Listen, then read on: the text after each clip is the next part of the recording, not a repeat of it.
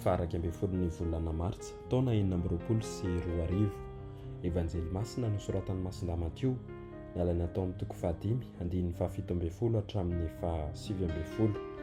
Izay hanatanteraka sy hampianatra ny didy dia ho lehibe amin'ny fanjakan'ny lanitra. Tamin'izany andro izany, i Jesoa niteny tamin'ny mpianany nanao hoe: aza ataonareo fa tonga aho handrava ny lalàna na ny mpaminany, tsy tonga handrava aho fa hanatanteraka.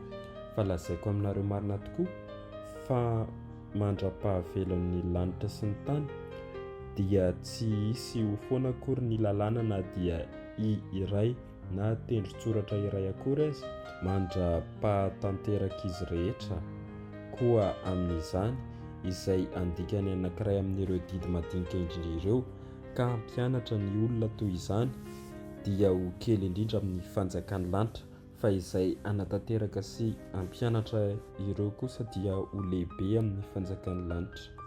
Izany ary ny tenin'ny Tompo, dia iraneo anao ry Kristy.